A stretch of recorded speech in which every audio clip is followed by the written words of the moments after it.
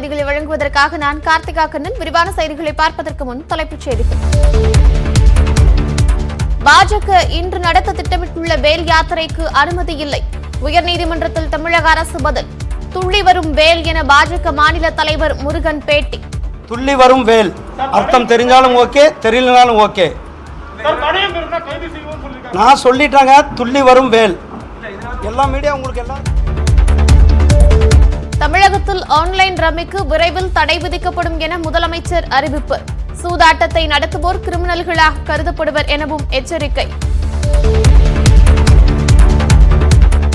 தந்தை தொடங்கியுள்ள கட்சிக்கும் எனக்கும் சம்பந்தம் இல்லை என விஜய் அறிவிப்பு. பெயரையோ புகைப்படத்தையோ பயன்படுத்தினால் கடும் நடவடிக்கை எடுக்கப்படும் என்றும் எச்சரிக்கை. சட்டமன்ற தேர்தலில் போட்டியிடப் போவதாக கமல்ஹாசன் அறிவிப்பு. மக்கள் நீதி மய்யம் தலைமையில் 3வது அணி அமைந்துவிட்டதாகவும் தகவல். தமிழகத்தில் தீபாவளியன்று 2 மணி நேரம் மட்டுமே பட்டாசு வெடிக்க அனுமதி. பட்டாசுக்கான தடையை நீக்க கோரி ராஜஸ்தான், ஒடிஷா மாநிலங்களுக்கு முதலமைச்சர் பழனிசாமி கடிதம். அமெரிக்க அதிபர் தேர்தலில் வெற்றியை நெருங்கும் Joe Biden. Pennsylvania, Wisconsin, Georgia மாகாணங்களில் வாக்கு எண்ணிக்கையை நிறுத்த கோரி டிரம்ப் வழக்கு தள்ளுபடி.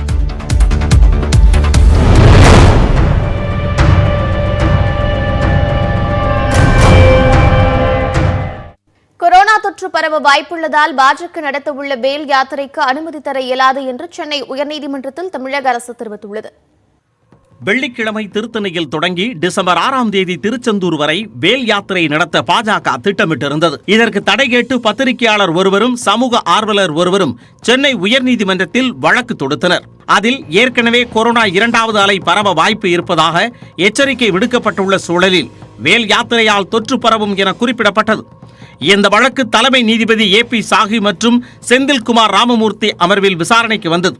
அப்போது ஆஜரான அரசு தலைமை வழக்கறிஞர் விஜய் நாராயண், தமிழகத்தில் மக்கள் அதிக அளவில் கூடும் நிகழ்வுகளுக்கு ஏற்கனவே நீதிமன்றம் அனுமதி வழங்காததையும் யாத்திரைக்கு மாவட்ட காவல் கண்காணிப்பாளர்கள் அனுமதி தராததையும் சுட்டிக்காட்டினார். மக்கள் கூடும் நிகழ்வுகளுக்கு வரும் 15ஆம் தேதி வரை தமிழக அரசு தடை விதித்திருப்பதால் வேல் யாத்திரைக்கு அனுமதி தர முடியாது என்று நீதிமன்றத்தில் அரசு தலைமை வழக்கறிஞர் கூறினார். ஆனால் பள்ளி கல்லூரிகளை திறக்கும் சூழலில் வேல் யாத்திரைக்கு தடை விதிப்பது நியாயமல்ல என்றும் அரசின் அனைத்து வழிகாட்டுதல்களை கடைபிடிப்பதாகவும் பாஜக தரப்பில் வாதிடப்பட்டது. 3 தரப்பு வாதங்களையும் கேட்ட நீதிபதிகள் பாஜக தரப்பின் வாய்மொழி உத்தரவாதங்களை ஏற்றுக்கொள்ள முடியாது என்றும் வேல் யாத்திரைக்கு அனுமதி கோரியது மற்றும் எதிர்ப்பு தெரிவித்த மனுக்கள் மீது தமிழக அரசே முடிவெடுக்கலாம் எனவும் தெரிவித்தனர். அத்துடன் தேவைப்பட்டால் அந்த உத்தரவை எதிர்த்து எதிர்த்தரப்பு நீதிமன்றத்தை அணுகலாம் என்று கூறி வழக்குகளை நீதிபதிகள் முடித்து வைத்தனர். மக்கள் நலன் கருதியே வேல் யாத்திரைக்கு அரசு அனுமதி தரவில்லை என்று அமைச்சர் ஜெயக்குமார் தெரிவித்துள்ளார். அரசாங்கத்துடைய முக்கியமான பொறுப்பு பொதுமக்களுடைய உயிருக்கும் அவருடைய கொரோனா வராமல் பாதுகாக்க வேண்டியது அரசாங்கத்துடைய தலைய கடமை. எனவே அந்த கடமையை உணர்ந்துதான் இந்த நேரத்தில் அது தேவையில்லை என்பதை நாங்கள் வலியுறுத்தியிருக்கிறோம். ஆனால் அதை அவர்கள் உணர்ந்து பொதுமக்களுக்காக இது பொதுமக்கள் நலன் சார்ந்த விஷயம் என்பதனால அவர்கள் இதில் அந்த வெற்றிவேல் என்கின்ற அந்த ஒரு ஊர்வலத்தை அவர்கள் கைவிடுவதுதான் அவர்கள் கட்சிக்கு நல்லது, அவர்களுக்கும் நல்லது. வேல் யாத்திரை தொடர்பான அரசின் முடிவு தொடருமா என்று திமுக கேள்வி எழுப்பியுள்ளது. அதே வேளையில் விசிக வரவேற்பு தெரிவித்துள்ளனர். தடை நீடிக்குமாங்கிறது தெரியாது, ஏன்னா எந்த மாதிரியான அழுத்தம் வந்திருக்கிறது என்று தெரியவில்லை. இது எந்த அடிப்படையிலே அவர்கள் செய்தார்கள் என்றும் தெரியவில்லை. அவர்கள் பாஜகவுக்கு கட்டுப்பட்டவர்கள் தான் இங்கே ஆட்சி நடத்துகிறார்கள்.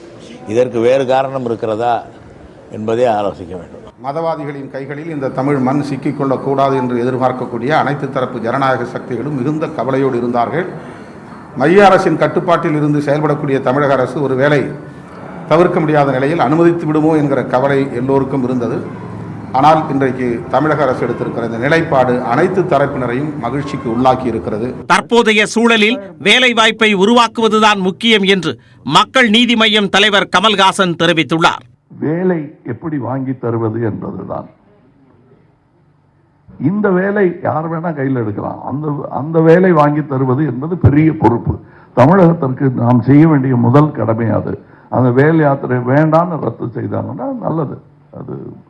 அது சட்ட ஒழுங்கை நினைத்து அவர்கள் செய்திருக்கலாம். வேல் யாத்திரை நடத்துவது குறித்து பாஜக தலைமை ஆலோசனைப்படி செயல்படுவோம் என்று மாநில துணைத் தலைவர் நரேந்திரன் தெரிவித்துள்ளார். அகில இந்திய தலைமையிடத்தில் நாம் அவருடைய வழிகாட்டுதலை கேட்டிருக்கின்றோம். இன்னும் சற்று நேரத்தினுடைய வழிகாட்டுதல் வரும். எது எப்படி இருந்தாலும் ஒரு விஷயம் அத்தனை பேருக்கும் தெரியும். பாரதிய ஜனதா கட்சி துவக்கம் முதல்ல நெருப்பிலே மலர்ந்தது தான் தாமரை மலர். ஆக இது போன்ற தடைகள் இதெல்லாம் நமக்கு நாம் எப்படி எதிர்கொள்வது நமக்கு தெரியும். வேல் யாத்திரைக்கு தடை விதிக்க கோரி பெரியாரிய உணர்வாளர்கள் கூட்டமைப்பு சார்பில் மே 17 இயக்க ஒருங்கிணைப்பாளர் திருமுருகன் காந்தி டிஜிபி ஜே.கே. திரிபாதியிடம் மனு அளித்துள்ளார். இதனிடையே திருத்தணியில் வேல் யாத்திரை தொடங்க அனுமதி இல்லை என்றும் தடையை மீறி கூடினால் கைது செய்யப்படுவார்கள் என்றும் திருவள்ளூர் மாவட்ட போலீசார் எச்சரித்துள்ளனர். வெற்றிவேல் யாத்திரைக்கு அனுமதி மறுக்கப்பட்டுள்ள நிலையில் தமிழகம் முழுவதும் பாஜக நிர்வாகிகளை தடுப்பு காவலில் கைது செய்ய காவல்துறை உத்தரவிட்டுள்ளது. மேலும் மாவட்ட எல்லைகள் சோதனைச் சாவடிகளில் போலீசாரை நிறுத்தவும் உத்தரவிடப்பட்டுள்ளது. இதனிடையே வேல் யாத்திரை தடையை எதிர்த்து தமிழகம் முழுவதும் பாஜகவினர் போராட்டம் நடத்த முடிவு செய்துள்ளனர். பாஜகவின் வேல் யாத்திரைக்கு தமிழக அரசு அனுமதி மறுத்துள்ள நிலையில் திட்டமிட்டபடி வேல் யாத்திரை நடைபெறும் என்று பாஜக மாநில தலைவர் எல். முருகன் தெரிவித்திருக்கிறார். தியாகராய நகரில் உள்ள கட்சி அலுவலகத்தில் செய்தியாளர்களிடம் பேசிய அவர், பாஜக சட்டத்தை மதிக்கும் கட்சி என்ற போதிலும் தமிழ் மக்களுக்கு தீங்கு நேரிடும் போது சும்மா இருக்க மாட்டோம் என்று கூறினார். துள்ளி வரும் வேல் அர்த்தம் தெரிஞ்சாலும் ஓகே, தெரியலனாலும் ஓகே.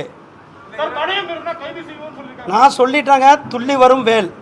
பாரதிய ஜனதா கட்சியினுடைய தொண்டர்கள் ஒருபொழுதும் சட்டத்தை மீறுபவர்கள் அல்ல. ஆனால் எங்களுக்கு ஒரு தீங்கு, இந்து கடவுள்களுக்கு ஒரு தீங்கு, தமிழ் மக்களுக்கு ஒரு தீங்கு, தமிழ் கடவுளுக்கு ஒரு தீங்கு, தமிழ் பண்பாடுக்கு ஒரு தீங்கு, தமிழ் மொழிக்கு ஒரு தீங்குனால் அதை பொறுத்து கொண்டு சும்மா இருக்க மாட்டோம்.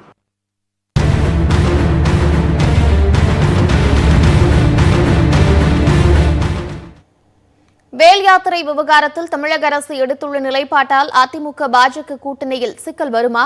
எதிர்வரும் சட்டப்பேரவை தேர்தலில் கூட்டணி நீடிக்குமா என்ற கேள்வியும் எழுந்திருக்கிறது.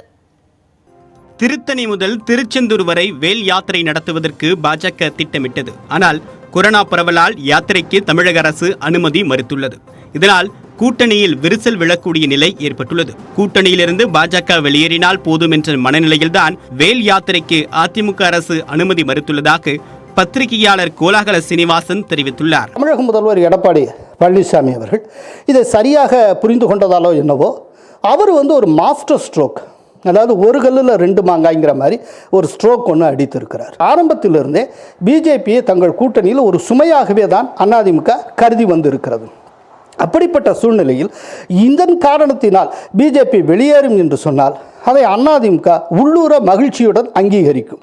எனவே அவர்கள் வெளியே போவது என்று வந்தாலும் அது அதிமுகவுக்கு லாபம், அல்லது கூடவே இருப்பது என்று முடிவு செய்தாலும் பேரம் பேசும் திறனை குறைத்தது ஆகிவிடும். ஆனால் மக்களின் பாதுகாப்பு கருதியே வேல் யாத்திரைக்கு அனுமதி மறுத்துள்ளதாக அதிமுக செய்தி தொடர்பாளர் வைகை செல்வன் தெரிவித்துள்ளார். வேல் யாத்திரை தொடர்பாக சட்டப்படி நடவடிக்கை எடுத்தால் அப்போது பதில் சொல்வோம் என்று பாஜக பொதுச் செயலாளர் கே.டி. ராகவன் தெரிவித்துள்ளார். கடந்த காலங்களில் எதிர்க்கட்சிகள் நடத்திய ஆர்ப்பாட்டங்களுக்கு அனுமதி கொடுத்த ஆர்ப்பாட்டங்கள், அனுமதி கொடுத்த கூட்டங்கள், அதை பற்றி சொல்லியிருக்கிறோம்.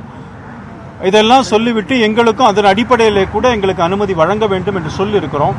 அதனால் இப்போ நீதிமன்றமும் நீங்கள் முடிவு செய்யலான்னு தமிழக அரசுக்கு உத்தரவிட்டதன் காரணமாக தமிழக அரசுகிட்ட வந்திருக்கிறோம். அனுமதி கொடுக்கலைனா தடையை மீறி நடத்தப்படுமா? We will cross the bridge. இல்லங்க, ஒரு நிமிஷம். We will cross the bridge when it comes.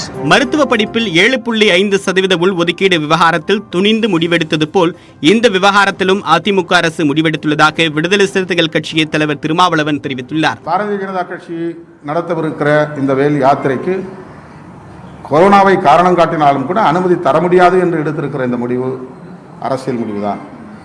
எனவே அதிமுக பாஜகவை கழட்டி விட்டு வரவிருக்கிற தேர்தலை சந்திக்க இருக்கிறது என்று நான் நம்புகிறேன்.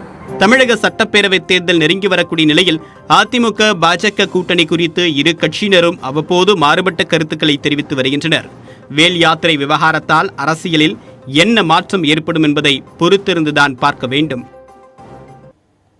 நடிகர் விஜயின் மக்கள் இயக்கத்தை கட்சியாக தேர்தல் ஆணையத்தில் பதிவு செய்ய விண்ணப்பித்துள்ளதாக அவரின் தந்தை S.A. சந்திரசேகர் தெரிவித்துள்ளார். ஆனால் அதில் நேரடியாகவோ மறைமுகமாகவோ தனக்கு எந்த தொடர்பும் இல்லை என விஜய் விளக்கமளித்திருக்கிறார். முன்னணி நடிகரான விஜய் அண்மை காலமாக தனது பட வெளியீட்டு விழாக்களில் அரசியல் பேசி சர்ச்சையில் சிக்கி வருகிறார்.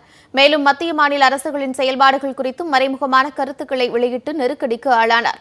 மேலும் மாஸ்டர் படப்பிடிப்பின் போது விஜய் வீட்டில் வருமான வரி சோதனை நடைபெற்றது. பின்னர் நடைபெற்ற அப்படத்தின் இசை வெளியீட்டு விழாவில் அரசியல் ரீதியான கருத்துக்களை பேசுவதை விஜய் தவிர்த்தார். இதனையடுத்து அரசியல் முடிவிலிருந்து விஜய் பின்வாங்குவதாக தகவல் வெளியானது. இருப்பினும் விஜயின் தந்தை S.A. சந்திரசேகர் அண்மையில் அளித்திருந்த பேட்டி ஒன்றில் விஜய் மக்கள் இயக்கம் அரசியல் கட்சியாக மாறும் என தெரிவித்திருந்தார். இந்நிலையில் விஜய் மக்கள் இயக்கத்தை கட்சியாக தேர்தல் ஆணையத்தில் பதிவு செய்ய விண்ணப்பித்திருப்பதாக S.A. சந்திரசேகர் தெரிவித்துள்ளார். ஆனால் இதில் விஜய்க்கு எந்த ஒரு தொடர்பும் இல்லை எனவும் விளக்கமளித்துள்ளார். இளைஞர்கள் பட்டாளம் செய்யறது அவங்களுக்கு ஒரு சமூக உணர்வு வரணும் அப்படின்றதுக்காக நற்பணி இயக்கமாக மாத்தினேன். ரசிகர் மன்றத்தை நற்பணி இயக்கமாக மாத்தினேன். சரி, நற்பணி இயக்கமா ஒரு ரசிகர்களுக்கு மாத்திரம் இருந்துட்டு போயிடக்கூடாது, தமிழ் மக்களுக்கு ஏதாவது பண்ணணும் அப்படின்றது சொல்லி அடுத்த பரிணாம வளர்ச்சி என்ன ஆச்சுன்னா அது மக்கள் இயக்கமாக மாற்றணும். இப்படி 25 வருஷ பாரம்பரியம் இந்த அமைப்புக்கு இருக்கிறது. எனக்கு பிடித்த ஒரு நடிகன் பேர்ல நான் ஒரு அமைப்பு ஆரம்பிச்சு நல்லது பண்ணணும்னு ஆசையில இத்தனை வருஷமா பண்ணிக்கிட்டு வரேன். அரசியல் கட்சியா பதிவு பண்ணியிருக்கிறேன் அப்படின்றது எனக்கு சொல்ல தெரியல. எங்களுக்கு ஒரு அங்கீகாரம் வேணும்ன்றதுக்காக தேர்தல் ஆணையத்துல பதிவு பண்ணியிருக்கேன். ஆனால் தனது தந்தை S.A. சந்திரசேகர் தொடங்கியுள்ள கட்சிக்கும் தனக்கும் நேரடியாகவோ மறைமுகமாகவோ எந்த தொடர்பும் இல்லை என்று விஜய் விளக்கமளித்திருக்கிறார். இது தொடர்பாக அவர் வெளியிட்டுள்ள அறிக்கையில், இதன் மூலம் அரசியல் தொடர்பாக SAC மேற்கொள்ளும் எந்த நடவடிக்கைகளும் தன்னை கட்டுப்படுத்தாது எனவும் குறிப்பிட்டுள்ளார். மேலும் தனது தந்தை கட்சி ஆரம்பித்துள்ளார் என்பதற்காக ரசிகர்கள் தங்களை அக்கட்சியில் இணைத்துக் கொள்ளவோ கட்சி பணியாற்றவோ வேண்டாம் என கேட்டுக் கொள்வதாகவும் கூறியுள்ளார். அத்துடன் தனது பெயரையோ புகைப்படத்தையோ அகில இந்திய தளபதி விஜய் மக்கள் இயக்கத்தின் பெயரையோ பயன்படுத்தி எந்த விவகாரங்களில் ஈடுபட்டாலும் அவர்கள் மீது கடும் நடவடிக்கை எடுக்கப்படும் எனவும் விஜய் எச்சரிக்கை விடுத்திருக்கிறார். தமிழகத்தில் ஆன்லைன் சூதாட்டங்களுக்கு தடை விதிக்க நடவடிக்கை எடுக்கப்பட்டு வருவதாக முதலமைச்சர் பழனிசாமி தெரிவித்துள்ளார். நீலகிரி மாவட்டத்தில் கொரோனா தடுப்பு பணிகள் மற்றும் வளர்ச்சி திட்டங்கள் குறித்த ஆலோசனைக் கூட்டம் நடைபெறவுள்ளது. இதில் பங்கேற்பதற்காக விமானம் மூலம் கோவை சென்ற முதலமைச்சர் பழனிசாமிக்கு கட்சி நிர்வாகிகள் மற்றும் தொண்டர்கள் விமான நிலையத்தில் செண்டை மேளம் முழங்க உற்சாக வரவேற்பு அளித்தனர்.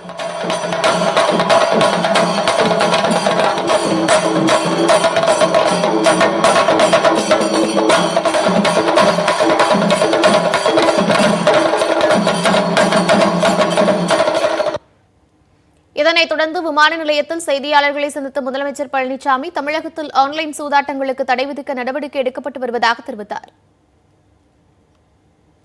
அரசுக்கு கோரிக்கைகள் வந்து கொண்டிருக்கின்றன. இந்த இணையவழி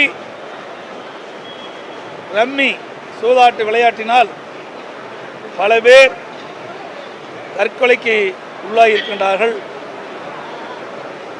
அரசு இதை கவனத்தில் எடுத்துக்கொண்டு இதை தடை செய்வதற்குண்டான நடவடிக்கை மேற்கொள்ள இருக்கின்றது. தமிழகத்தில் மேலும் 2348 பேர் கொரோனாவால் பாதிக்கப்பட்டுள்ளனர். மாநிலம் முழுவதும் கொரோனா பரிசோதனை எண்ணிக்கை 1 கோடியை கடந்துள்ளது. தமிழக அரசின் கொரோனா மருத்துவ அறிக்கையின்படி மாநிலம் முழுவதும் கொரோனாவால் பாதிக்கப்பட்டோரின் மொத்த எண்ணிக்கை 7,36,777 அதிகரித்துள்ளது. சென்னையில் கொரோனா பாதிப்பு தொடர்ந்து குறைந்து வரும் நிலையில் புதிதாக 621 பேர் பாதிக்கப்பட்டுள்ளது. இதனால் அங்கு பாதிப்பு எண்ணிக்கை 2,03,085 அதிகரித்துள்ளது. சென்னையை தவிர்த்து பிற மாவட்டங்களில் மேலும் 1,727 பேர் பாதிக்கப்பட்டுள்ளனர். சென்னையில் 12 பேர் உட்பட மாநிலம் முழுவதும் 28 பேர் சிகிச்சை பலனின்றி உயிரிழந்ததால் உயிரிழப்பு எண்ணிக்கை 11,272 அதிகரித்துள்ளது. இருப்பினும் 2,413 பேர் குணமடைந்தனர். இதனால் குணமடைந்தோர் மொத்த எண்ணிக்கை 7,06,444 அதிகரித்துள்ளது. ஆயினும் 19,061 பேர் சிகிச்சையில் இருக்கின்றனர். ஒரே நாளில் 79,000 பேருக்கு பரிசோதனை செய்யப்பட்டுள்ளதால் மாநிலம் முழுவதும் கொரோனா பரிசோதனை செய்யப்பட்டவர்களின் எண்ணிக்கை 1 கோடியை கடந்திருக்கிறது. தமிழகத்தில் உள் மாவட்டங்களில் கொரோனா பாதிப்பு குறைந்து வருந்த போதிலும் அனைத்து மாவட்டங்களில் வைரஸ் பாதிப்பு கண்டறியப்பட்டிருக்கிறது. சென்னைக்கு அடுத்தபடியாக கோவை மாவட்டத்தில் கொரோனா பாதிப்பு மீண்டும் அதிகரித்து வரும் நிலையில் அங்கு புதிதாக 238 பேருக்கு பாதிப்பு உறுதி செய்யப்பட்டுள்ளது. இதனையடுத்து செங்கல்பட்டில் 112 பேர், காஞ்சிபுரத்தில் 102 பேர், சேலத்தில் 130 பேர், திருவள்ளூரில் 148 பேருக்கும் புதிதாக தொற்று கண்டறியப்பட்டுள்ளது. மேலும் திருப்பூரில் 122 பேர் புதிதாக கொரோனாவால் பாதிக்கப்பட்டுள்ளனர்.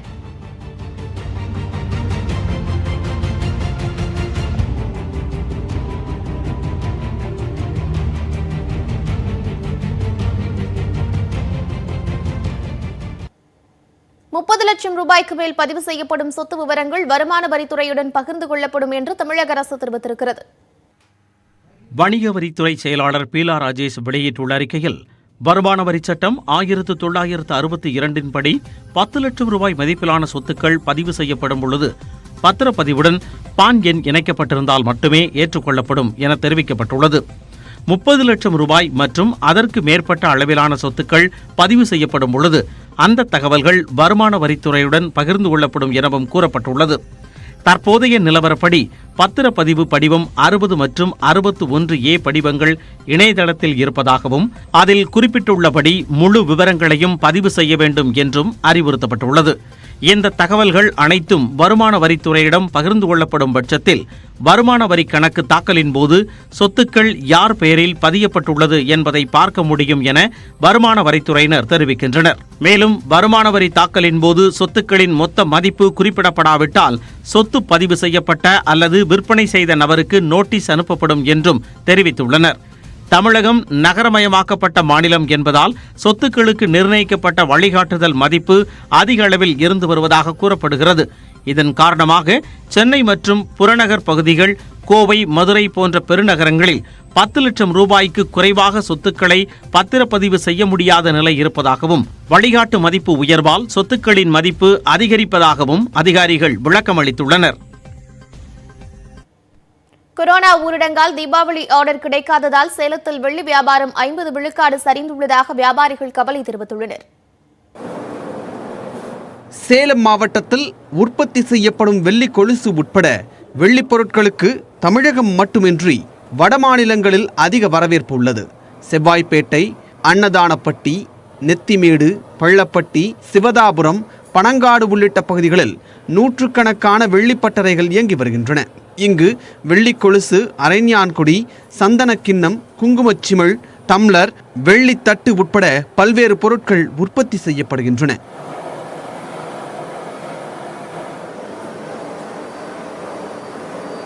ஒவ்வொரு ஆண்டும் தீபாவளி பண்டிகையை முன்னிட்டு ஒரு மாதத்திற்கு முன்பே கொலுசு, பூஜை பொருட்கள் உள்ளிட்ட அலங்கார பொருட்களுக்கான ஆர்டர் வந்து குவியும் என்று வியாபாரிகள் தெரிவிக்கின்றனர்.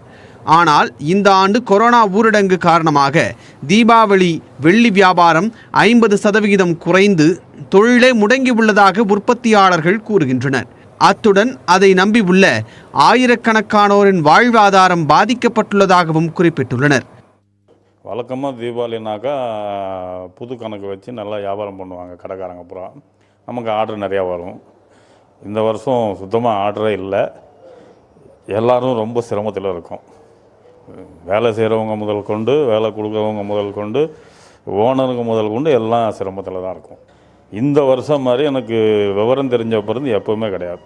தொடர்ந்து விலையும் அதிகரித்து வரும் நிலையில் வெள்ளிப்பொருட்கள் மூலம் வியாபாரிகள் உற்பத்தியாளர்களுக்கு லாபம் வெகுவாக குறைந்துள்ளதாக கூறியுள்ளனர். இந்த நிலையில் தீபாவளி ஆர்டரும் குறைந்ததால் செய்வதறியாமல் திகைத்துள்ளனர். கடந்த ஆண்டு தீபாவளி பண்டிகையின் போது சேலத்தில் 75 டன் வெள்ளி ஆர்டர் வந்துள்ளது.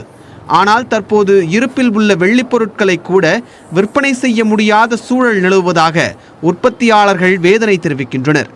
நியூஸ் 18 தமிழ்நாடு செய்திகளுக்காக சேலத்திலிருந்து செய்தியாளர் கோகுல். கூறியுள்ள மக்கள் நீதி மய்யம் தலைவர் கமல்ஹாசன் சட்டமன்ற தேர்தலில் தான் போட்டியிடப் போவதாக அறிவித்துள்ளார். தேர்தலுக்கு தயாராகும் விதமாக மக்கள் நீதி மய்யத்தின் நிர்வாகிகள் ஆலோசனை கூட்டம் கடந்த 3 நாட்களாக நடைபெற்றது. அதைத் தொடர்ந்து தியாகராய நகரில் செய்தியாளர்களிடம் பேசிய கமல்ஹாசன் தமிழகத்தின் 3வது பெரிய கட்சியாக மக்கள் நீதி மய்யம் இருப்பதாக தெரிவித்தார். சட்டமன்ற தேர்தலில் 3வது கூட்டணி அமைந்து விட்டதென்ற கமல், நல்லவர்கள் வந்தால் அது முதல் கூட்டணியாகும் என கூறினார். 3வது அணிக்கான தகுதி வந்து விட்டது மக்கள் நீதி மய்யத்துக்கு அப்படின்னு சொல்லிருக்கீங்க. அப்ப 3வது அணி அமைக்க போறீங்களா? அமைந்து விட்டது என்றுதான் சொல்லுகிறேன் நான். இதுவே ஒரு அணி. ஆகையால் நாங்கள் கூட்டணி வைப்பது என்பது நல்லவர்களின் கூட்டணியாக இருக்கும். அது பாஜக கூட்டமைக்க நல்லவர்களுடன் சொல்லியிருக்கேன். அப்ப பாஜக நல்லவர்கள் நீங்க நல்லவர்கள் எல்லா கட்சியிலையும் இருக்காங்கன்னு சொல்லியிருக்கேன். அவங்கெல்லாம் இங்க வந்திருக்காங்கிறத சொல்லியிருக்கேன். கட்சிகளுடன் கூட்டணி என்பது இந்த நேரத்தில் இவ்வளவு அவசரமாக சொல்ல வேண்டிய அவசியம் இல்லை. ரஜினி அரசியல் கட்சி தொடங்குவது பற்றிய கேள்விக்கு அவர் உடல்நிலையை கவனத்தில் கொள்ள வேண்டியது அவசியம் என கமல்ஹாசன் தெரிவித்தார். உடல்நிலையை பார்த்துக்கணுங்கிறது நண்பரா சொல்ற ஒரு விஷயம். நல்லவர்கள் வர வேண்டும் என்பது எனக்கு எப்பவுமே இருக்கும் ஆசை. ஆனால் ரெண்டுக்கும் நடுவுல எது முக்கியங்கிறத பார்க்கும்போது உடல்நலம் முக்கியம். ஆனா முடிவு எடுக்க வேண்டியது நான் அல்ல, அவர் தான் செய்யணும். பிக் பாஸ் நிகழ்ச்சியை மக்கள் நீதி மய்யம் கட்சியின் விளம்பரத்திற்கு பயன்படுத்துவதாக எழும் விமர்சனங்களுக்கு பதிலளித்த கமல்ஹாசன், கிடைக்கும் வாய்ப்புகளை கட்சி வளர்ச்சிக்கு பயன்படுத்துவோம் என எம்ஜிஆரின் பாடல் வரிகளை மேற்கோள் காட்டி பேசினார். 3 எழுத்தில் என் மூச்சு இருக்கும், அது முடிந்த பின்னாலும் பேச்சு இருக்கும். அதை பத்தி கேட்காத நாட்கள் இதை பத்தி ஏன் கேட்குறீங்கன்னு தான் கேள்வி. மேடையில் முழங்கும் அறிஞர் அண்ணா போல் நல்ல நல்ல பிள்ளைகளை நம்பி இந்த நாடே இருக்குது தம்பின்னு அவரை கேட்காத கேள்வியை என்னை கேட்கிறீர்கள். ஒரு கட்சியுடைய மேனிஃபெஸ்டோவையே நான் ஆணையிட்டால் அது நடந்து விட்டால் இனி ஏழைகள் வேதனை பட மாட்டார். மேனிஃபெஸ்டோ மாதிரி ஒரு படத்துல சொல்றாரு நாகிரெட்டியார், அதன் தயாரிப்பாளர். எம்ஜிஆர் பிக்சர்ஸ் எடுத்த படம் இல்ல அது. ஆக எங்களுக்கு வாய்ப்பு கிடைக்கும் போதெல்லாம் நாங்கள் அதை சொல்லுவோம்.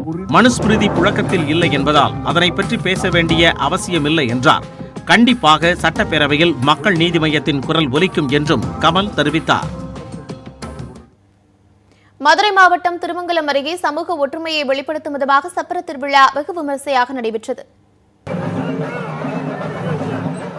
ஆந்திர மாநிலம் பெல்லாரியில் இருந்து 600 ஆண்டுகளுக்கு முன்பு 6 பெண் குழந்தைகளுடன் வந்த மூதாட்டிக்கு அடைக்கலம் கொடுத்த பிறகு டி-கல்லுப்பட்டி சுற்றுவட்டார கிராமங்களில் பசி பட்டினி நீங்கியதாகவும் ஒரு கட்டத்தில் 6 பெண்களும் மறைந்து விட்டதாகவும் மக்களால் நம்பப்படுகிறது.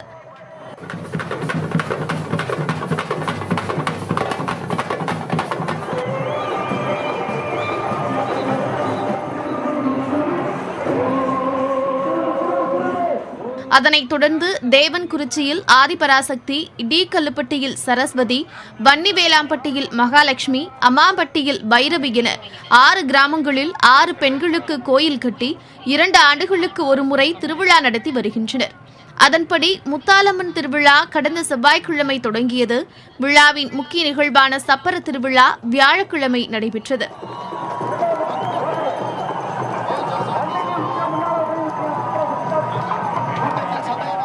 தேவன்குறிச்சி, காடநேரி, கிளாங்குளம் என 6 ஊர் மக்களும் மூங்கிலால் ஆன 45 அடி உயர சப்பரங்களை தலைச்சுமையாக எடுத்து சென்றனர். அப்போது மேளதாளங்கள் முழங்க ஆண்களும் பெண்களும் உற்சாக வெள்ளத்தில் சுமார் 2 கிலோமீட்டர் தூரத்தில் உள்ள அம்மாப்பட்டிக்கு சென்றனர்.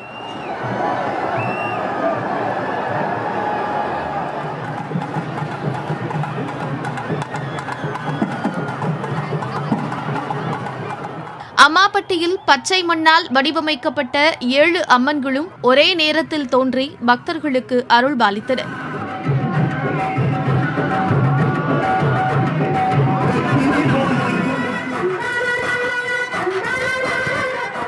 அதனைத் தொடர்ந்து ஒவ்வொரு கிராமத்தினரும் தங்கள் ஊர் அம்மன்களை பெற்றுக்கொண்டு அவரவர் கிராமத்திற்கு திரும்பினர். அதன்பின் சப்பரங்களும் ஊர் திரும்பினர். இறுதியாக மாவிளக்கு, முளைப்பாரி நிகழ்வுகளுடன் அம்மனுக்கு பூஜைகள் நடத்தப்பட்டன.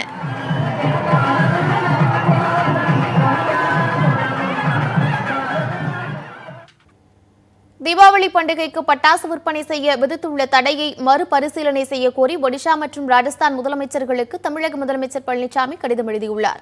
சுற்றுச்சூழல் பாதுகாப்பு மற்றும் கொரோனா நோயாளிகளை கருத்தில் கொண்டு தீபாவளி பண்டிகைக்கு பட்டாசு விற்கவும் வெடிக்கவும் தடை விதிப்பதாக ராஜஸ்தான் மற்றும் ஒடிஷா மாநில அரசுகள் அறிவித்துள்ளன. இந்நிலையில் இரு மாநில முதலமைச்சர்களுக்கும் தமிழக முதலமைச்சர் பழனிசாமி கடிதம் ஒன்றை எழுதியுள்ளார்.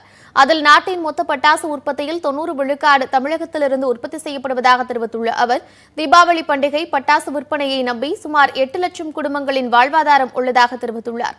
பசுமை பட்டாசுகளால் சுற்றுச்சூழல் மற்றும் கொரோனா நோயாளிகளுக்கு எவ்வித பாதிப்பும் ஏற்படாது என கூறியுள்ளார். இதனால் தங்களது முடிவுகளை மறுபரிசீலனை செய்து பட்டாசு விற்பனைக்கு அனுமதி வழங்க வேண்டும் எனவும் வலியுறுத்தியுள்ளார். தமிழகத்தில் தீபாவளி இன்று காலை 6 மணி முதல் 7 மணி வரையும், இரவு 7 மணி முதல் 8 மணி வரை மட்டுமே பட்டாசு வெடிக்க வேண்டும் என்று தமிழக அரசு தெரிவித்திருக்கிறது. தீபாவளி பண்டிகை வரும் 14ஆம் தேதி கொண்டாடப்படுகிறது. இந்நிலையில் பல்வேறு மாநிலங்கள் பட்டாசு வெடிக்க தடை விதித்துள்ளது. சுற்றுச்சூழல் பாதுகாப்பு மற்றும் நோய் தடுப்பு நடவடிக்கையாக ராஜஸ்தான், ஒடிஷா ஆகிய மாநிலங்கள் தீபாவளி பண்டிகை பட்டாசு விற்பனைக்கு தடை விதிக்கப்பட்டிருக்கிறது. மீறி விற்பனை செய்தாலோ வெடித்தாலோ அவர்கள் மீது கடும் நடவடிக்கை எடுக்கப்படும் என்று எச்சரிக்கை விடுக்கப்பட்டிருக்கிறது. மேலும் மேற்கு வங்க மாநிலத்தில் பட்டாசு வெடிக்க தடை விதிக்கப்படாத போதிலும் காளி பூஜை மற்றும் தீபாவளி பண்டிகையின் போது பட்டாசுகள் வெடிக்க வேண்டாம் என அம்மாநில அரசு அறிவுறுத்தியுள்ளது. இதேபோல கர்நாடகாவில் பட்டாசு விற்பனைக்கு தடை விதிப்பது குறித்து ஆலோசனை நடத்தி வருவதாக அம்மாநில முதலமைச்சர் எடியூரப்பா தெரிவித்திருக்கிறார். இந்நிலையில் ஈரோட்டில் செய்தியாளர்களை சந்தித்த சுற்றுச்சூழல் துறை அமைச்சர் கே சி கருப்பண்ணன், உச்சநீதிமன்ற உத்தரவின்படி 2 மணி நேரம் மட்டுமே பட்டாசு வெடிக்க வேண்டும் என கூறினார். தீபாவளி பட்டாசு வெடிக்கிற டைம் நம்முடைய சுப்ரீம் கோர்ட் முடிவு பண்ணி சொல்லியிருக்காங்க. காலையில் 6 to 7, சாயந்தரம் 7 to 8 அந்த டைம். அதே மாதிரி இந்த ஆண்டு போன ஆண்டு எப்படி கடைபிடித்தார்களோ அதே போல் இந்த ஆண்டு தொடர்ந்து கடைபிடிப்பாங்க. தொடர்ந்து விரைவுச் செய்திகளை பார்க்கலாம். டெல்லி அருகே கிரேட்டர் நொய்டாவில் வியாபாரியிடம் இளநீர் வாங்கிக் கொண்டிருந்த பெண்ணிடம் இருவர் நகையை பறித்துச் செல்லும் கண்காணிப்பு கேமரா காட்சிகள் வெளியாகியுள்ளன. இருசக்கர வாகனத்தில் வந்த இருவரில் ஒருவர் பெண்ணின் கழுத்தில் கிடந்த நகையை பறித்துவிட்டு தப்ப முயன்றார். அதில் ஒரு பகுதி கீழே விழுந்த நிலையில் மீண்டும் ஓடி வந்து அதை எடுத்துக்கொண்டு தனது நண்பருடன் தப்பினார். திருடர்கள் அடையாளம் காணப்பட்டுள்ளதாகவும் விரைவில் பிடிபடுவார்கள் என்றும் காவல்துறையினர் தெரிவித்துள்ளனர். டெல்லியில் காற்றின் தரம் மிக அபாயகரமான அளவை எட்டியுள்ளது. சாராய் காலைகான் என்ற இடத்தில் அடர்ந்த பனிப்படலம் போல காற்று மாசு இருந்ததால் எதிரே வரும் வாகனங்கள் தெரியாத அளவில் இருந்தது. இதனால் வாகன ஓட்டிகள் அவதிப்பட்டனர். காற்றின் தரக்குறியீடு அளவு 458 என்ற அபாயகரமான அளவில் இருந்தது. பஞ்சாப் மற்றும் ஹரியானாவில் உள்ள வயல்வெளிகளில் பயிர்களின் தாளடிகள் கொளுத்தும் அளவு குறைந்துள்ளது. எனினும் காற்றின் தரம் நாளுக்கு நாள் டெல்லியில் மோசமடைந்து வருகிறது. நீர்நிலைகளும் கடுமையாக பாதிக்கப்பட்டுள்ளன. தெலங்கானாவில் உயிருக்கு போராடிய நபருடன் சென்ற ஆம்புலன்ஸுக்காக 1 கிலோமீட்டர் தூரம் ஓட்டமாக ஓடியே வழி ஏற்படுத்திய போக்குவரத்து காவலருக்கு பாராட்டுகள் குவிந்து வருகின்றன. ஹைதராபாத்தில் உள்ள அபிட் சாலையில் திங்கட்கிழமை மாலை கடும் போக்குவரத்து நெரிசல் ஏற்பட்டது. அப்போது போக்குவரத்தை சீராக்கும் பணியில் பாப்ஜி என்ற போக்குவரத்து காவலர் ஈடுபட்டிருந்தார். அந்த நேரத்தில் ஆம்புலன்ஸ் ஒன்று நெரிசலில் சிக்கியது. இதனை கண்ட பாப்ஜி தனது பணியை வேறொரு போக்குவரத்து காவலரிடம் ஒப்படைத்துவிட்டு ஆம்புலன்ஸ் முன்பு 1 கிலோமீட்டர் ஓடியே வாகனங்களை விலக்கி வழியை ஏற்படுத்திக் கொடுத்தார். இதனை கண்ட பலரும் பாப்ஜியை பாராட்டி வருகின்றனர். காவல்துறை உயர் அதிகாரிகளும் பாப்ஜியை அழைத்து வெகுவாக பாராட்டியுள்ளனர்.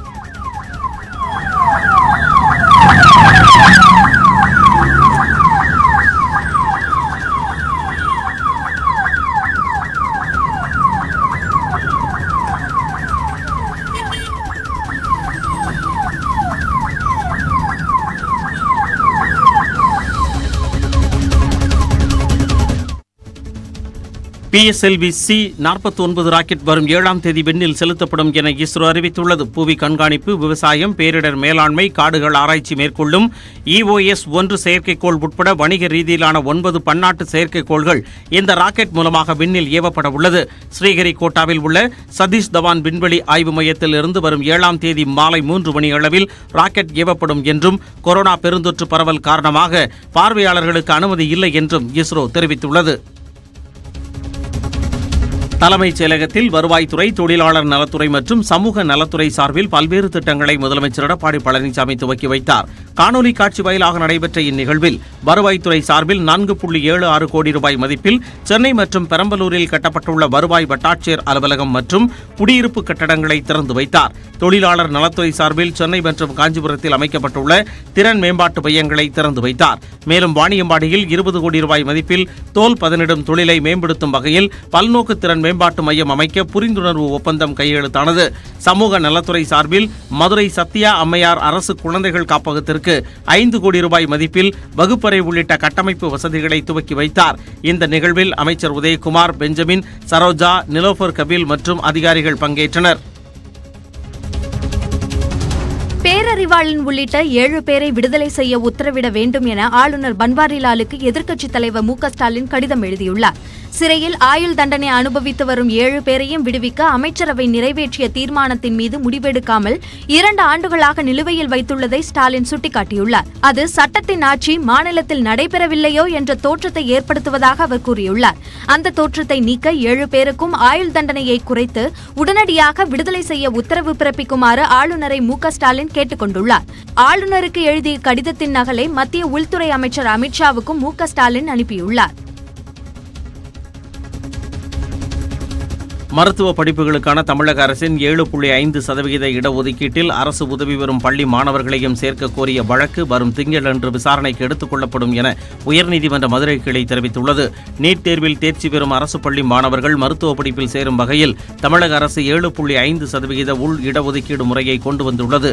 இந்த நிலையில் அரசின் உள் இடஒதுக்கீட்டில் அரசு உதவி பெறும் மாணவர்களையும் சேர்க்க உத்தரவிடக் கோரி நெல்லையைச் சேர்ந்த பிரீத்தி என்பவர் உயர்நீதிமன்ற மதுரை கிளையில் மனு தாக்கல் செய்தார்.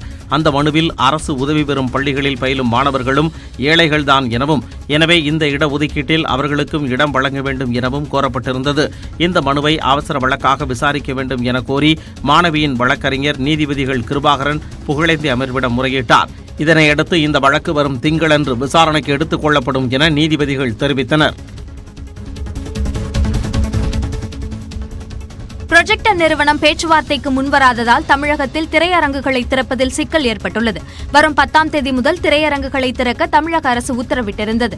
இந்த நிலையில் திரையீட்டு கட்டணம் எனப்படும் விபிஎஃப் கட்டணத்தை திரையரங்குகளுக்கு இனி செலுத்த முடியாது எனவும், மீறி வற்புறுத்தினால் படங்களை தரமாட்டோம் எனவும் தயாரிப்பாளர்கள் சங்கம் தெரிவித்திருந்தது. இதற்கு பதிலடியாக படங்களை தராவிட்டால் திரையரங்குகளை மூடி வைக்க நாங்களும் தயார் என திரையரங்கு உரிமையாளர்கள் தெரிவித்திருக்கின்றனர். இது தொடர்பாக இரு தரப்பினருக்கும் இடையே இன்று முத்தரப்பு பேச்சுவார்த்தை நடைபெறவிருந்தது. எனினும் பேச்சுவார்த்தையில் பங்கேற்க புரொஜெக்டர் நிறுவனம் மறுப்பு தெரிவித்துள்ளது. இதனால் திட்டமிட்டபடி வரும் 10ஆம் தேதி திரையரங்குகள் திறக்கப்படுமா என்பது கேள்விக்குறியாகியுள்ளது. வேதா இல்லத்தை அரசுடைமையாக்கிய சட்டத்திற்கு எதிராக வழக்கு தொடர ஜெயலலிதாவின் அண்ணன் மகன் தீபக்கிற்கு சென்னை உயர்நீதிமன்றம் அனுமதி அளித்துள்ளது. ஜெயலலிதாவின் போயஸ் தோட்ட இல்லத்தை அரசுடைமையாக்கி அவசர சட்டம் இயற்றப்பட்டது. இந்த சட்டத்திற்கு தடை விதிக்க கோரி ஜெயலலிதாவின் அண்ணன் மகன் தீபக் சென்னை உயர்நீதிமன்றத்தில் வழக்கு தொடர்ந்தார். இந்த மனு நீதிபதி ஏ.பி. சாகு, ராமமூர்த்தி அடங்கிய அமர்வில் வியாழக்கிழமை விசாரணைக்கு வந்தது. அப்போது ஆஜரான தமிழக அரசு வழக்கறிஞர் விஜய் நாராயண், வேதா இல்லத்தை அரசுடைமையாக்கியது தொடர்பான அவசர சட்டம் தற்போது பேரவையில் நிறைவேற்றப்பட்டு சட்டமாக மாறிவிட்டது என கூறினார். வேண்டுமானால் மனுதாரர் சட்டத்திற்கு எதிராக வழக்கு தொடரலாம் என அவர் தெரிவித்தார். இதையடுத்து இந்த சட்டத்திற்கு எதிராக வழக்கு தொடர தீபக்கிற்கு நீதிபதிகள் அனுமதி வழங்கினர். தமிழக கிராமங்களில் தெருவிளக்குகளை LED விளக்காக மாற்றும் திட்டத்தில் 500 கோடி ரூபாய் முறைகேடு குறித்து அமைச்சர் வேலுமணி மீது வழக்கு பதிய உத்தரவிடக் கோரி சென்னை உயர்நீதிமன்றத்தில் திமுக முன்னாள் எம்எல்ஏ அப்பாவு மனு தாக்கல் செய்துள்ளார். அதிக விலைக்கு LED விளக்குகள் கொள்முதல் செய்து 500 கோடி ரூபாய் வேலுமணி முறைகேடு செய்துள்ளார் என்று அப்பாவு புகாராக கூறியுள்ளார். தமிழக உள்ளாட்சித்துறை அமைச்சர் நம்முடைய LED விளக்குகள் மாட்டியதில் பல 100 கோடி ரூபாய் ஊழல் செய்ததற்கு FIR பதிவு செய்ய வேண்டும் என்று சொல்லி நேற்று மனு தாக்கல் செய்துள்ளேன். பாஜகவின் வேல் யாத்திரைக்கு தமிழக அரசு தடை விதித்திருப்பது துணிச்சலான முடிவு என்றும், அரசின் இந்த முடிவால் தமிழகமே மகிழ்ச்சியில் உள்ளது எனவும் விடுதலை சிறுத்தைகள் கட்சியின் தலைவர் திருமாவளவன் கூறியிருக்கிறார். இது தொடர்பாக அவருடன் நமது செய்தியாளர் ஷாரதா நடத்திய கலந்துரையாடலை பார்க்கலாம். இந்த முடிவு துணிச்சலான முடிவு, தொலைநோக்கு பார்வையுடன் கூடிய முடிவு. என்ன காரணத்தினால் எடுத்தார்கள் என்பதை விட எடுத்த முடிவு மிகவும் சரியானது. அவர்கள் சொல்லியிருக்கிற காரணம் கொரோனா பரவுகிற விகிதம் என்பது அதிகரித்திருக்கிறது, 2வது அலை 3வது அலை என்று பரவுவதாக அறிவியல் வல்லுநர்கள் கூறுகின்றனர். இந்த நிலையிலே இவர்கள் 1 மாத காலம் யாத்திரை நடத்துவது என்பது ஏற்புடையதில்லை. எனவே தமிழக அரசு இதை கடுமையாக ஆட்சேபிக்கிறது என்று சொல்லியிருக்கிறார்கள். கொரோனாவை காரணம் காட்டி தடை விதித்தாலும் இது வரவேற்க தகுந்தது, பாராட்ட தகுந்தது. தமிழக அரசின் இந்த நிலைப்பாட்டை மனப்பூர்வமாக நான் பாராட்டுகிறேன். நிஜமாவே கொரோனா காரணமாகத்தான் இதற்கு தடை விதிக்கப்பட்டிருக்கு அப்படின்னு நினைக்கிறீங்களா, அல்லது அரசியல் ரீதியாக வேறு காரணங்கள் இருப்பதை இது வெளிப்படுத்துகிறது அந்த முடிவு? கொரோனா தான் காரணம் என்று சொன்னாலும் கூட அவர்கள் எடுத்த முடிவு இன்னொரு உண்மையையும் உணர்த்துகிறது. பாரதிய ஜனதாவுக்கும் அதிமுகவுக்கும் இடையிலே இணக்கமான உறவு இல்லை, ஒரு இடைவெளி ஏற்பட்டிருக்கிறது என்பதை இது மறைமுகமாக உணர்த்துகிறது. பாஜகவுக்கு இந்த முடிவு அப்படின்றது எந்த மாதிரியாக தமிழக மக்களிடம் இந்த முடிவு என்பது அவர்களுக்கு எப்படி பிரதிபலிக்கும்? தமிழகமே இப்போது மகிழ்ச்சியில் இருக்கிறது. மதவாதிகளின் கைகளில் இந்த தமிழ் மண் சிக்கிக்கொள்ளக்கூடாது என்று எதிர்பார்க்கக்கூடிய அனைத்து தரப்பு ஜனநாயக சக்திகளும் மிகுந்த கவலையோடு இருந்தார்கள். மைய அரசின் கட்டுப்பாட்டில் இருந்து செயல்படக்கூடிய தமிழக அரசு ஒருவேளை தவிர்க்க முடியாத நிலையில் அனுமதித்து விடுமோ என்கிற கவலை எல்லோருக்கும் இருந்தது. ஆனால் இன்றைக்கு தமிழக அரசு எடுத்திருக்கிற இந்த நிலைப்பாடு அனைத்து தரப்பினரையும் மகிழ்ச்சிக்கு உள்ளாக்கி இருக்கிறது. ஆகவே இது பாரதிய ஜனதாவுக்கு தமிழ்நாடு கிளைக்கு ஏற்பட்ட மிகப்பெரிய சரிவு. அவர்கள் வேறு ஏதேனும் உத்திகளை கையாளலாம். ஆனால் தமிழகத்தை பொறுத்தவரையில் மதசார்பின்மைக்கு மட்டுமே முக்கியத்துவம் தரக்கூடிய மக்கள் தமிழ் மக்கள் என்பதை மறுபடியும் உணர்த்துவார்கள். ஒரு சிறிய இடைவேளைக்கு பின் மற்ற செய்திகளை பார்க்கலாம்.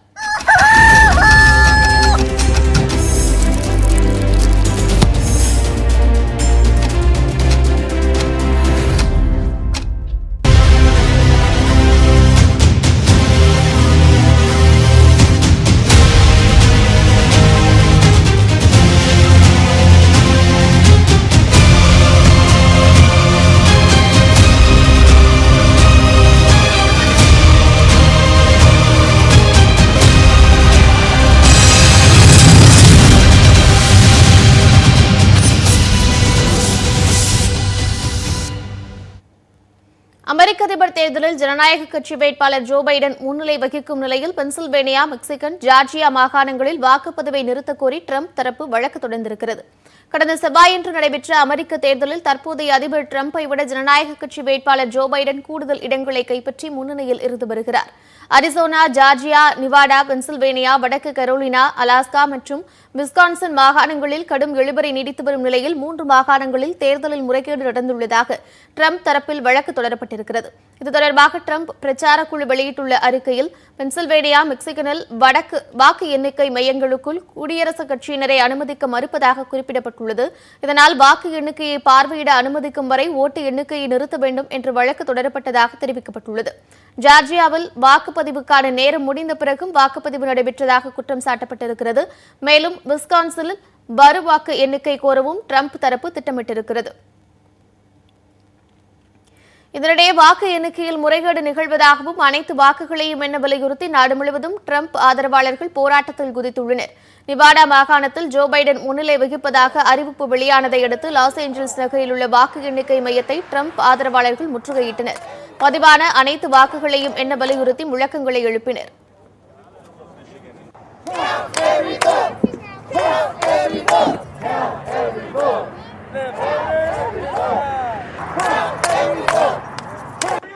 மன்ஹட்டனில் சாலையில் கூடிய ஜோ பைடன் ஆதரவாளர்கள் ஆயிரக்கணக்கானோர் பொருட்களை தீயிட்டு கொளுத்தினர். அதனைத் தொடர்ந்து வாக்குகளை முறையாக எண்ண வலியுறுத்தி வாஷிங்டன் சதுக்க பூங்காவை நோக்கி பேரணி மேற்கொண்டனர்.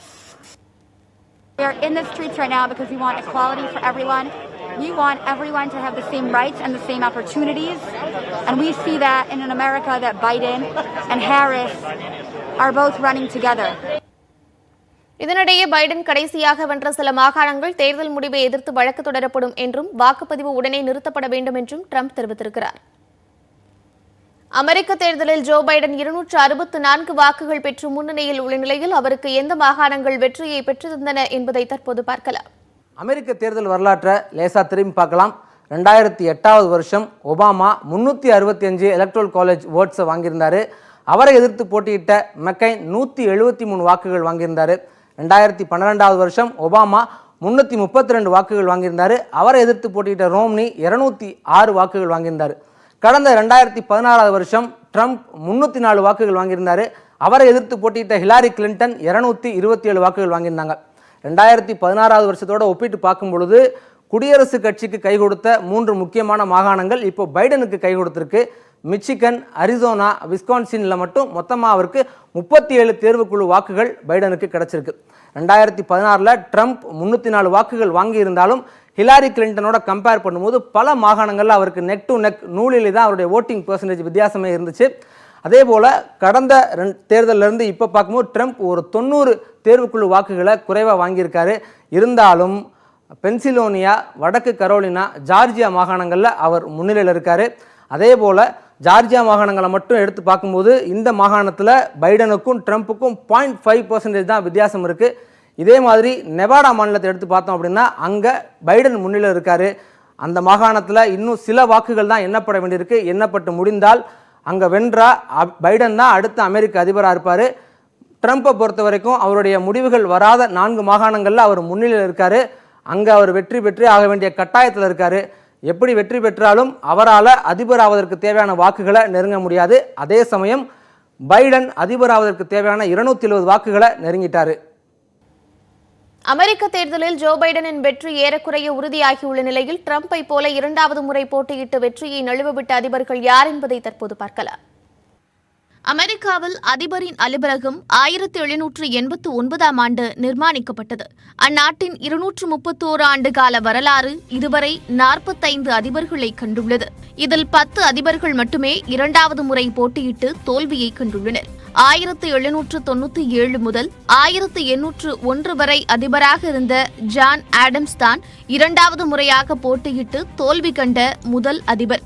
அமெரிக்காவின் முதல் துணை அதிபர் என்ற பெருமையை பெற்ற ஜான் ஆடம்ஸ் 2வது முறையாக அதிபர் தேர்தலில் போட்டியிட்ட போது 3வது இடத்தை தான் பிடிக்க முடிந்தது. இதேபோன்று 1825ஆம் ஆண்டு முதல் 1829ஆம் ஆண்டு வரை அதிபராக இருந்த ஜான் குயின்சி ஆடம்ஸ் 2வது முறை அதிபர் தேர்தலில் போட்டியிட்டு தோல்வி கண்டார். 1837 முதல் 1841 வரை பதவியில் இருந்த மார்டின் வான் புரன் 2வது தேர்தலில் தோல்வி கண்ட 3வது அதிபர் ஆவார். ஆனால் ஆச்சரியமாக குரோவர் கிளீவ்லாண்ட் அமெரிக்காவின் 22 மற்றும் 24வது அதிபராக பதவி வகித்தார். 1885 முதல் 1889 வரை அதிபராக இருந்த அவர் மக்களின் வாக்குகளை அதிகம் பெற்ற போதிலும் தேர்தல் குழுவினரின் போதுமான ஆதரவு கிடைக்காததால் 1888 தேர்தலில் தோல்வியடைந்தார். ஆனால் 1893 தேர்தலில் கிளீவ்லாண்ட் வெற்றி பெற்றதால் பெஞ்சமின் ஹாரிசன் 2வது முறை தேர்வு செய்யப்படவில்லை. குடியரசுக் கட்சியின் சார்பில் 1909ஆம் ஆண்டு தேர்வு செய்யப்பட்ட வில்லியம் ஹோபர்ட் டாஃப்ட்டுக்கு 2வது முறை அதிபராகும் வாய்ப்பு கிடைக்கவில்லை. அமெரிக்காவில் அதிபர் மற்றும் உச்சநீதிமன்ற தலைமை நீதிபதி என்ற 2 பொறுப்புகளை வகித்தவர் டாஃப்ட் மட்டுமே. 1929 தேர்தலில் வெற்றி பெற்று அதிபரான ஹெர்பர்ட் ஹூவருக்கும் 2வது முறை அதிபராகும் அதிர்ஷ்டம் கிடைக்கவில்லை. அவரின் ஆட்சியின் போது பங்குச் சந்தைகளில் பெரும் வீழ்ச்சி கண்டு பொருளாதார சரிவு ஏற்பட்டதால் அடுத்த தேர்தலில் ஹெர்பர்ட் ஹூவர் பெரும் தோல்வி கண்டார். வாட்டர்கேட் ஊழல் புகாரில் ரிச்சர்ட் நிக்சன் பதவி விலகிய போது ஜெரால்ட் ஃபோர்ட் அதிபரானார். 1974 முதல் 3 ஆண்டுகள் பதவியில் இருந்த ஃபோர்ட் 1976 தேர்தலில் ஜிம்மி கார்டரிடம் தோல்வியடைந்தார். 1981ஆம் ஆண்டு நடைபெற்ற தேர்தலில் ஜிம்மி கார்டர் தோல்வியுற்றார். இதன் காரணமாக அடுத்தடுத்த 2 அதிபர்கள் 2வது முறை அதிபராகும் வாய்ப்புகளை இழந்தனர். இதன் பிறகு 1993ஆம் ஆண்டு தேர்தலில் ஜார்ஜ் புஷ் சீனியர் மீண்டும் தேர்வாகவில்லை. அவர் பில் கிளின்டனிடம் தோல்வியடைந்தார்.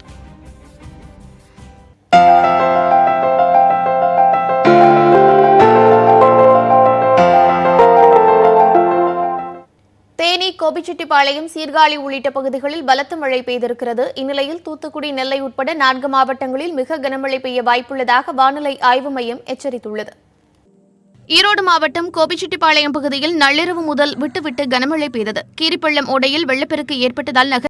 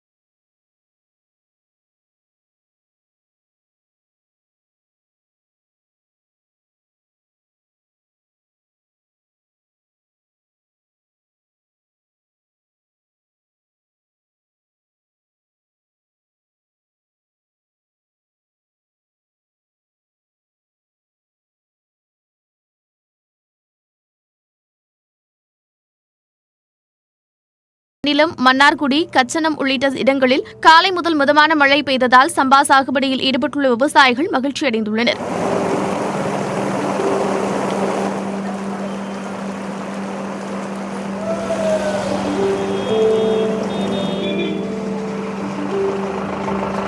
இதனிடையே குமரிக்கடல் மற்றும் அதனை ஒட்டிய இலங்கை கடற்பகுதியில் நிலவும் வளிமண்டல மேலடுக்கு சுழற்சி காரணமாக நெல்லை, தூத்துக்குடி உள்ளிட்ட 4 மாவட்டங்களில் இடி மின்னலுடன் கூடிய மிக கனமழைக்கு வாய்ப்பிருப்பதாக வானிலை ஆய்வு மைய இயக்குநர் புவியரசன் தெரிவித்திருக்கிறார்.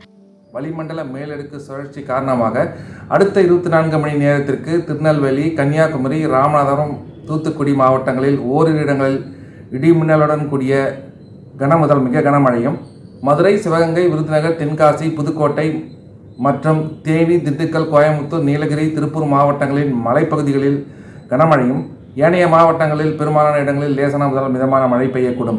அடுத்த 48 மணி நேரத்தில் தேனி, திண்டுக்கல், கோயம்புத்தூர், திருப்பூர் மாவட்டங்களின் மலைப்பகுதிகளில் ஓரிரு இடங்களில் இடிமின்னலுடன் கூடிய கனமழையும், ஏனைய மாவட்டங்களில் லேசான முதல் மிதமான மழை பெய்யக்கூடும். சென்னை மற்றும் புறநகர் பகுதிகளில் ஒரு சில இடங்களில் இடி மின்னலுடன் மிதமான மழை பெய்யக்கூடும் எனவும் புவியரசன் கூறினார். காற்று மாசில்லா கிராமத்தை உருவாக்கும் விதமாக மண் சார்ந்த மரங்களை மீட்டெடுக்கும் முயற்சியில் கோவை மாவட்டத்தில் உள்ள கிராம நிர்வாகம் களமிறங்கியிருக்கிறது.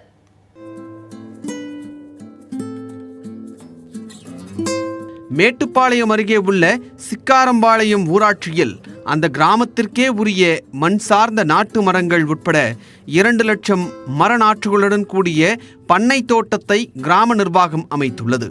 தரிசு நிலத்தில் வளர்க்க வேண்டிய மரங்கள், நீர்நிலைகளின் ஓரங்களில் வளர்க்க வேண்டிய மரங்கள் என தரம் பிரித்து நாற்றுக்கள் தயார் செய்யப்பட்டு வருவதாக தேசிய ஊரக வேலைவாய்ப்பு திட்டத்தின் கீழ் பணியாற்றும் பெண்கள் தெரிவிக்கின்றனர். வெயில் அதிகரிக்குது. அதனால் இப்போ நம்ம மரங்கள், சில மரங்கள் எல்லாம் வச்சு அதை வளர்த்து ஒரு நம்ம பஞ்சாயத்தில் சில வீட்டுகளுக்கும் சில காலி இடத்துல எல்லாம் பெரிய பெரிய மரங்களை வச்சு அங்கே வளர்த்திட்டு வரும். அதனால ஒரு நல்ல சுவாச காற்று நல்லா இருக்கும்.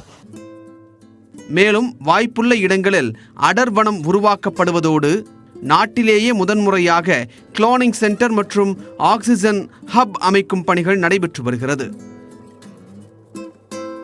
2 லட்சம் மரக்கன்றுகளை ஒரு ஆண்டுகளில் உற்பத்தி பண்ண வேண்டும் என்கிற இலக்கு, அதை நோக்கி பயன்பட்டு இருக்கிறோம். 7வது மாதம் நாம் தொடங்கினோம். இன்றைக்கு 4 மாதத்தில் ஏறத்தாழ 60,000 செடிகளை உற்பத்தி பண்ணியிருக்கிறோம். போன 2 வருஷமாக பணம் கொட்டையை போட்டிருந்தோம். அதனோட முளைப்பு திறன் கம்மியாக இருக்குது. அதனால் இப்போ நம்ம சிமெண்ட் சாக்கில், காலி சிமெண்ட் சாக்கில் அது உற்பத்தி பண்ணுறோம். இந்த வருஷம் 10,000 சாக்கில் அது உற்பத்தி பண்ணணும்னு இலக்கில் ஒரு 5,000 சாக்குகளை ஒரு வெற்றி அடைகிற நிலையில் இருக்கிறோம்.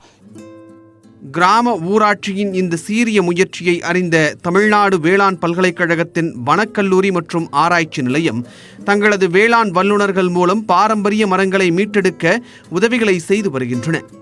இதனால் தங்களது ஊராட்சி நாட்டிலேயே அதிக மரங்கள் உள்ள பசுமையான மாசில்லா கிராம ஊராட்சி என்ற இலக்கை நோக்கி பயணித்து வருவதாக கிராம மக்கள் மகிழ்ச்சி தெரிவிக்கின்றனர். இன்றைய காலகட்டத்தில் தமிழகத்தில் உள்ள அனைத்து ஊராட்சிகள், நகராட்சிகள், மாநகராட்சிகளிலும் மண் சார்ந்த மர வளர்ப்பு திட்டத்தை பரவலாக்க மத்திய, மாநில அரசுகள் துணை நிற்க வேண்டும் என்பதே சமூக ஆர்வலர்களின் வலியுறுத்தலாக உள்ளது. நியூஸ் 18 தமிழ்நாடு செய்திக்காக மேட்டுப்பாளையத்திலிருந்து செய்தியாளர் யோகேஸ்வரன். தொடர்ந்து விரைவுச் செய்திகளை பார்க்கலாம். கிராம சபை கூட்டத்தை கூட்ட தமிழக அரசுக்கு உத்தரவிடக் கோரி திமுக தொடர்ந்த வழக்கில் தமிழக அரசு வரும் 22ஆம் தேதிக்குள் பதிலளிக்க சென்னை உயர்நீதிமன்றம் உத்தரவிட்டுள்ளது. வேளாண் சட்டங்களுக்கு எதிராக கிராம ஊராட்சிகளில் தங்கள் சார்பில் தீர்மானம் நிறைவேற்றுவதை தடுக்கவே தமிழக அரசு கடந்த அக்டோபர் மாதம் தடை விதித்ததாக கூறி உயர்நீதிமன்றத்தில் திமுக எம்எல்ஏ KN நேரு மனு தாக்கல் செய்தார்.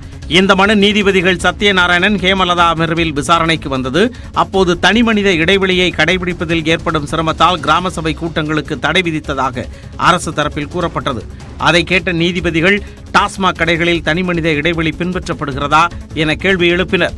குறிப்பிட்ட தீர்மானத்திற்கு தடை விதிப்பது ஏன் என கேள்வி எழுப்பிய நீதிபதிகள் ஜனவரி 22ஆம் தேதிக்குள் பதிலளிக்க தமிழக அரசுக்கு உத்தரவிட்டு வழக்கின் விசாரணையை ஒத்திவைத்தனர். ஆன்லைன் லாட்டரிக்கு தடை விதிப்பது தொடர்பாக அரசு பரிசீலித்து வருவதாக அமைச்சர் CV சண்முகம் தெரிவித்துள்ளார். விழுப்புரம் மாவட்டம் பொம்மையார்பாளையம் மீனவ கிராமத்தில் கடல் அரிப்பை தடுக்க 19 கோடி ரூபாய் மதிப்பில் நீர்மூழ்கி தடுப்பணை அமைக்கப்பட உள்ளது. இதற்கான பூமி பூஜையில் அமைச்சர் சி வி சண்முகம் பங்கேற்றார்.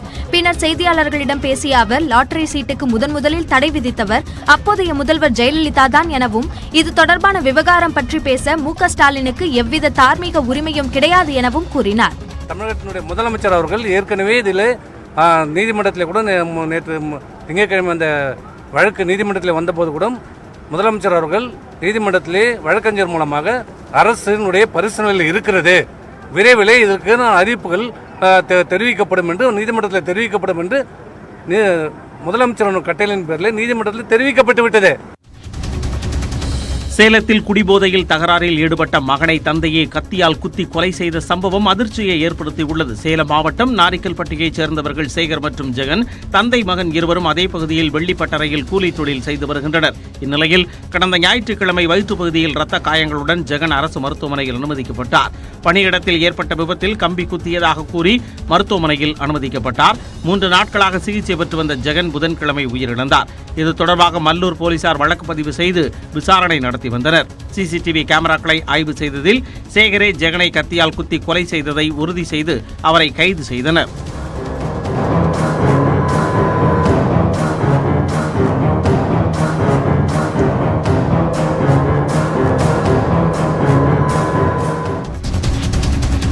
பேரறிவாளனுக்கு 30 நாட்கள் பரோல் நீட்டிப்பு கேட்டு உயர்நீதிமன்றத்தில் அவரது தாய் அற்புதம்மாள் மனு தாக்கல் செய்திருக்கிறார். ராஜீவ் கொலை வழக்கில் சென்னை புழல் சிறையில் அடைக்கப்பட்டுள்ள பேரறிவாளன் உடல்நலக்குறைவால் பாதிக்கப்பட்டிருப்பதால் அவருக்கு 90 நாட்கள் பரோல் வழங்க கோரி சென்னை உயர்நீதிமன்றத்தில் அற்புதம்மாள் வழக்கு தொடர்ந்திருந்தார். இந்த வழக்கை விசாரித்த நீதிபதிகள் கிருபாகரன், வேலுமணி அமர்வு 30 நாட்கள் பரோல் வழங்கி உத்தரவிட்டிருந்தனர். இந்த பரோல் உத்தரவு வரும் 9ஆம் தேதியுடன் நிறைவடைகிறது. இந்நிலையில் பேரறிவாளனுக்கு வழங்கப்பட்டு வரும் சிகிச்சை தொடர வேண்டியுள்ளதால் மேலும் 30 நாட்கள் பரோல் வழங்க கோரி நீதிமன்றத்தில் மனு தாக்கல் செய்யப்பட்டிருக்கிறது. இந்த மனு இன்று விசாரணைக்கு வருகிறது.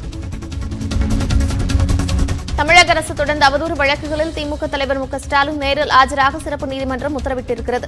தமிழ்நாடு வணிகர் சங்க பேரமைப்பின் மாநில தலைவர் விக்ரமராஜாவின் இல்ல திருமண விழாவில் தமிழக அரசு குறித்து கருத்து தெரிவித்தது, முரசொலி நாளிதழில் முதலமைச்சர் பழனிசாமி பற்றி கருத்து தெரிவித்தது உள்ளிட்ட 3 அவதூறு வழக்குகளை ஸ்டாலின் மீது தமிழக அரசு தொடர்ந்திருக்கிறது. இந்த வழக்கு விசாரணை MP, MLA-க்களுக்கான சிறப்பு நீதிமன்றத்தில் நடைபெற்று வரும் நிலையில் அவை தொடர்பாக டிசம்பர் 3ஆம் தேதி மு.க. ஸ்டாலின் நேரில் ஆஜராகி விளக்கமளிக்க சம்மன் அனுப்பப்பட்டிருக்கிறது.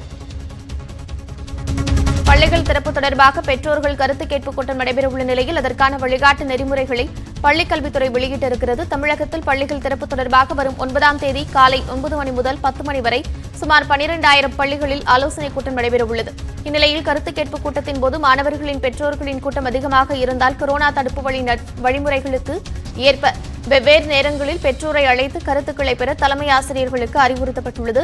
மேலும் கூட்டங்களுக்கு வரும் பெற்றோர்கள் கட்டாயம் முகக்கவசம் அணிந்திருக்க வேண்டும் என்றும் கைகளை சுத்தப்படுத்த கிருமிநாசினி மற்றும் சோப்புகள் தயார் நிலையில் வைத்திருக்கவும் உத்தரவிட்டுள்ளது. பல்கலைக்கழகங்கள் வெளியிட்ட அரியர் தேர்வு முடிவை திரும்பப் பெறக் கோரி உயர்நீதிமன்றத்தில் வழக்கு தொடரப்பட்டிருக்கிறது. கொரோனா காரணமாக கட்டணம் செலுத்திய அரியர் மாணவர்கள் தேர்ச்சி பெற்றதாக தமிழக அரசு அறிவித்துள்ளது. இதனை எதிர்த்து அண்ணா பல்கலைக்கழக முன்னாள் துணைவேந்தர் பாலகுருசாமி உள்ளிட்டோர் சென்னை உயர்நீதிமன்றத்தில் வழக்கு தொடர்ந்துள்ளனர். இந்த வழக்கு நீதிமன்றத்தில் விசாரணையில் உள்ளது. இருப்பினும் சென்னை பல்கலைக்கழகம், மதுரை காமராஜர் உள்ளிட்ட பல்கலைக்கழகங்கள் கட்டணம் செலுத்திய அரியர் மாணவர்கள் தேர்ச்சி பெற்றதாக அறிவித்துள்ளது. வழக்கு நிலுவையில் உள்ளபோது அரியர் மாணவர்களுக்கு தேர்ச்சி அளிக்கப்பட்டதற்கு எதிராகவும் தேர்ச்சியை ரத்து செய்ய கோரியும் திருச்செந்தூரைச் சேர்ந்த ராம்குமார் ஆதித்தன் என்பவர் உயர்நீதிமன்றத்தில் புதிய மனு ஒன்றை தாக்கல் செய்திருக்கிறார். சென்னை உயர்நீதிமன்ற தலைமை நீதிபதி AP சாஹிக்கு கொரோனா அறிகுறிகள் தென்பட்டதால் மருத்துவமனையில் அனுமதிக்கப்பட்டுள்ளார். அவருக்கு கொரோனா அறிகுறிகள் நேற்று தென்பட்டதைத் தொடர்ந்து சென்னை ராஜீவ்காந்தி அரசு மருத்துவமனையில் அனுமதிக்கப்பட்டார். அங்கு அவருக்கு கொரோனா பரிசோதனை செய்யப்பட்டுள்ளது. அவர் நேற்று வரை அலுவல் பணிகளை மேற்கொண்டது குறிப்பிடத்தக்கது. செய்திகளை உடனுக்குடன் தெரிந்து கொள்ள நியூஸ் 18 தமிழ்நாட்டின் Facebook, Twitter, YouTube உள்ளிட்ட வலைதள பக்கங்களை பார்க்கவும்.